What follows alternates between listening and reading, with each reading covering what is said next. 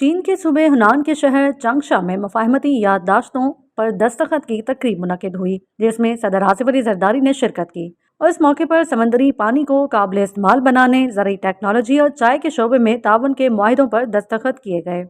پہلی مفاہمتی یادداشت محکمہ بلدیات سندھ اور لوشین انوائرمنٹل ٹیکنالوجی گروپ کے درمیان طے پائی، جس کے تحت کراچی شہر کو پانی کی فراہمی میں اضافے کے لیے سمندری پانی کو میٹھا بنانے کے منصوبے پر تعاون کیا جائے گا۔ اس معاہدے پر سندھ کے سینئر وزیر شرجیل انعام میمن اور لوشین گروپ کے پارٹی برانچ سیکرٹری اور چیئرمین یوہی نے دستخط کیے۔ دوسرا معاہدہ محکمہ بلدیات سندھ اور لانگ پن ہائی ٹیک انفارمیشن کمپنی کے درمیان زرعی ٹیکنالوجی میں تعاون کے لیے طے پایا۔ اس پر سندھ کے سینئر وزیر شرجیل انعام میمن اور چینی کمپنی کے چیئرمین چنشی شن نے دستخط کیے۔ تیسری مفاہمتی یادداشت چائے کے شعبے سے متعلق ہے، جو مسک اینڈ فیمٹی trading company, Hunan tea group اور جیالنگ انٹرنیشنل ٹیکنالوجی کے درمیان طے پائی۔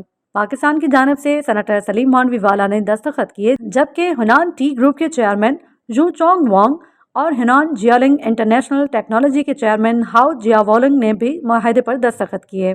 ان معاہدوں کا مقصد مختلف شعبوں میں باہمی تعاون کو فروغ دینا، چائے کی صنعت کی ترقی میں معاونت کرنا اور اقتصادی، تجارتی و عوامی روابط کو مزید مضبوط بنانا ہے۔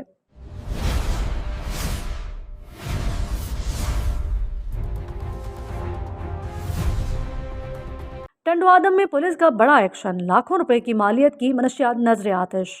ٹنڈو آدم سٹی تھانے کی حدود میں مختلف اوقات میں منشیات فروشوں سے برآمد ہونے والی سفینہ، ماؤ، چرس، آئس، ہیروئن اور دیگر منشیات کو پولیس نے تلف کر دیا۔ پولیس کے مطابق تمام منشیات تھانے کی تحویل میں موجود تھیں، جنہیں ٹنڈو آدم کے کنٹرول روم پر نظر آتش کیا گیا۔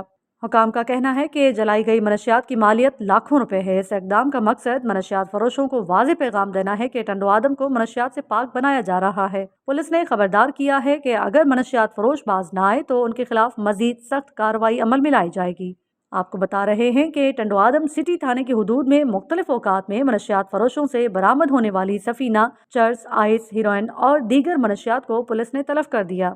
پولیس نے خبردار کیا ہے کہ اگر منشیات فروش باز نہ آئے تو ان کے خلاف مزید سخت کارروائی عمل میں لائی جائے گی۔